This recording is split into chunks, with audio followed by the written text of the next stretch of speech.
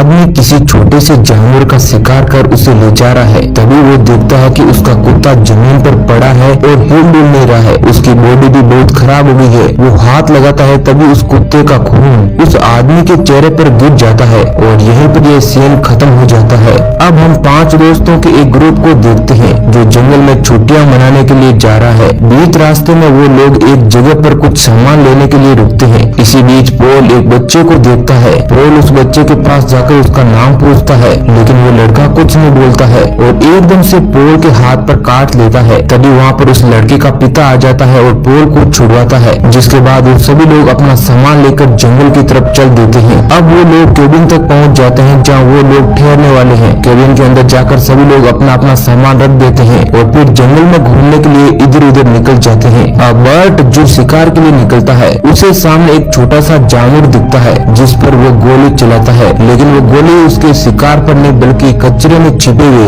एक बूढ़े आदमी को जाकर लगती है। अब वो बूढ़ा आदमी बाहर निकलता है। ये वही आदमी है जिसे हमने मूवी की स्टार्टिंग में देखा था, जिसके मुंह पर उस कुत्ते का खून लग गया था, जिसकी वजह से अब ये इन्फेक्टेड है। अब वो बूढ़ा आदमी बर्ड से मदद मांगता है क्योंकि वो बहुत ही जख्मी था और बर्ड ने गोली मारकर इसकी हालत और बिगाड़ दी थी। लेकिन बर्ड बहुत ही ज्यादा डर जाता है, उसे कुछ समझ नहीं आ रहा था, इसलिए वो उस बूढ़े आदमी को वहीं पर छोड़कर वापस केबिन में आ जाता है और अपने साथ हुआ यह हादसा वह किसी के साथ भी शेयर नहीं करता है और चुपचाप बाकी लोगों के साथ जाकर बैठ जाता है। अब रात हो चुकी है और सभी लोग एक साथ बैठकर बातें कर रहे होते हैं।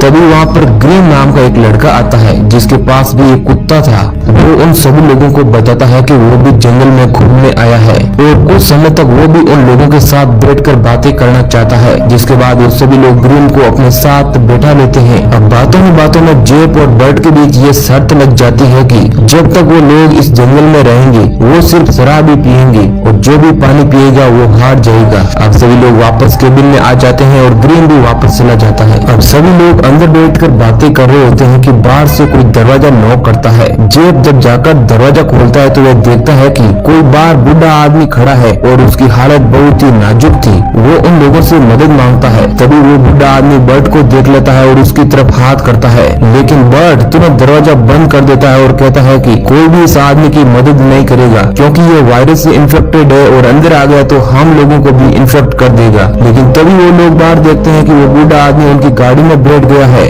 और उनकी गाड़ी लेकर भागने की कोशिश कर रहा है। इससे पहले कि ये बूढ़ा आदमी उनकी गाड़ी लेकर वहाँ से भाग पाता, सभी लोग वहाँ पर आ जाते हैं और उसे बाहर निकालने की कोशिश करते हैं, लेकिन वो बूढ़ा आदमी किसी भी हालत में बाहर नहीं निकल रहा था। और फिर अचानक वो सभी लोग देखते हैं कि वो कार में खून की उल्टियां करने लग गया है और पूरी कार में खून बिखेर देता है, जिसके बाद वो बूढ़ा आदमी कार से बाहर निकलकर केरिन और मर्सी के पीछे पड़ जाता है। हालांकि बाकी के सभी लोग उसे रोकने की बहुत कोशिश करते हैं, लेकिन वो किसी भी हालत में नहीं रुक रहा था, जिसके बाद पोल उसे आग लगा देता है और फिर वो आदमी आग से जलता हुआ जंगल में वापस भाग जाता है। इस इंसिडेंट के कारण सभी लोग रात भर नहीं सो पाते हैं और अब सुबह हो जाती है, जहाँ हम देखते हैं कि जेप और बर्ट मदद के लिए निकल जाते हैं। इधर हम उस बूढ़े आदमी की बॉडी को देखते हैं जो कल रात मर गया था। उसकी बॉडी नदी में पड़ी हुई थी और उस नदी का पानी उन लोगों के केबिन तक आ रहा था, मतलब वो लोग जिस पानी को पी रहे थे वो पानी भी इन्फेक्टेड था। अब हम जेप और बर्ट को देखते हैं जो मदद लेने गए थे। वो लोग एक घर में जाते हैं जहाँ एक बूढ़ी औरत होती है। वो लोग उसे फोन करने के लिए कहते हैं, जिसके बाद वो औरत उन लोगों को अपना फोन इस्तेमाल करने की परमिशन दे देती है। लेकिन तभी उन दोनों की नजर एक फोटो पर पड़ती है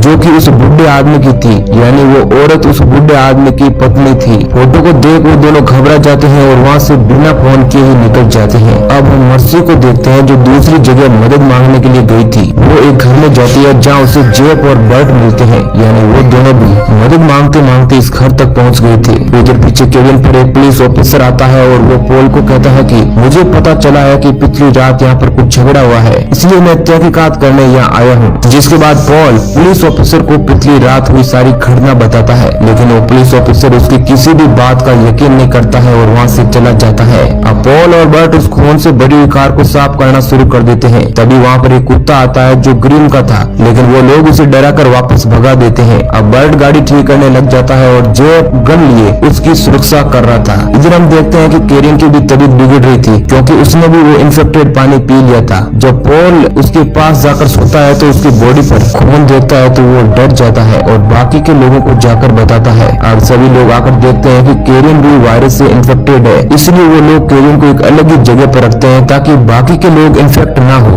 अब हम अगले दिन सुबह देखते हैं जब बर्ट गाड़ी को ठीक कर देता है, लेकिन तभी उसके मुंह से भी खून निकलना शुरू हो जाता है, जिसका मतलब साफ था कि गाड़ी ठीक करने के दौरान वो भी इन्फेक्टेड हो गया था। लेकिन वो ये बात किसी को नहीं बताता है। इधर बाकी के लोग केरिन को पकड़कर कार के पास लाते हैं ताकि वो लोग उसे जल्दी से हॉस्पिटल पहुंचा सकें।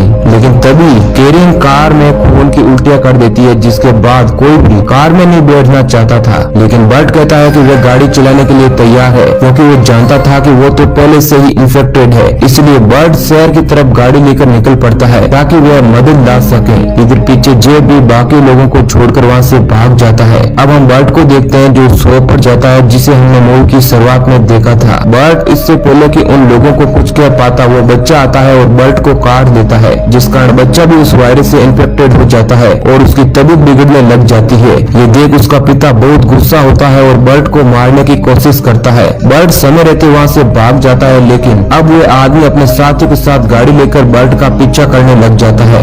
अब जंगल में थोड़े ही आगे जाने के बाद बर्ट की गाड़ी खराब हो जाती है। इधर हमें पोल को दिखाया जाता है जो वहाँ से मदद लेने के लिए निकला था। वो उस नदी के पास पहुँच जाता है जिस नदी में उस इन्फेक्टेड आदमी की बॉडी पड़ी थी। पोल ये देख सब कुछ समझ जाता है, लेकिन तभी उसका पैर फिसलता है और वो भी नदी में गिर जाता है और नदी का पानी उसके मुंह में चला जाता है। लेकिन फिर भी वो जैसे तैसे बाहर निकलता है और दौड़कर वापस केबिन की तरफ जाता है।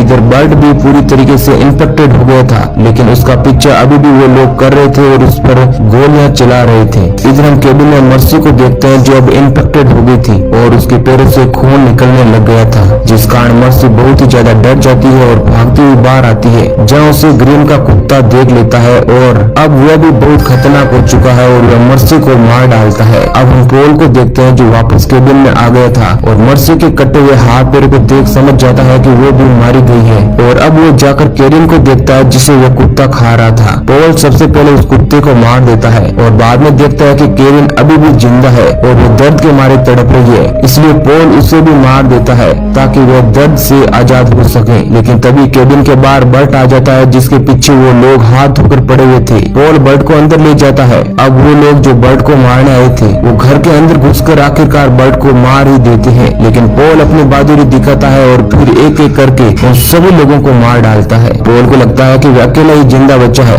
इसलिए वह जल्दी से वहाँ से भागता है, लेकिन बीच रास्ते में उसे ग्रीन की बॉडी भी दिखती है, यानी ग्रीन भी उस वायरस के कारण सबसे पहले मारा गया था। इसलिए अब पोल ग्रीन की गाड़ी को लेकर वहाँ से निकल जाता है। बीच रास्ते में उसे पता चलता है कि वह भी इन्फेक्टेड हो गया है। तभी उसकी गाड़ी सड़क पर खड़े एक हिरन से जा टकराती है और फिर गाड़ी वापस स्टार्ट नहीं होती है, जिसके बाद पोल अब पैदल चलने लगता है। चलते चलते वो एक और ग्रुप को देखता है जो जंगल में पार्टी कर रहा था। पोल उन लोगों के पास जाकर मदद मांगता है। वहाँ पर वो पुलिस ऑफिसर भी था, लेकिन उसकी मदद कोई नहीं करता है, जिस वजह से पोल गुस्से में आ जाता है और उस पुलिस वाले को घायल कर बाकी के सभी लोगों को भी इन्फेक्टेड कर देता है और सभी को मार डालता है। लेकिन वो पुलिस ऑफिसर अभी भी जिंदा था। इधर पोल सड़क पर खड़ा होकर सामने आने वाली हर गाड़ी से मदद मांग रहा था, लेकिन कोई भी गाड़ी नहीं रोक रहा था। फिर एक बड़ी सी गाड़ी आती है और पोल को बेहोश देकर उसे हॉस्पिटल के सामने छोड़कर चली जाती है। अब जल्दी से डॉक्टर पोल का इलाज करने की कोशिश करते हैं, लेकिन कोई भी दवा उस पर काम नहीं कर रही थी। इसलिए सभी लोग डिसाइड करते हैं कि पोल को मार देना ही ठीक रहेगा ताकि ये वायरस आगे ना फैले।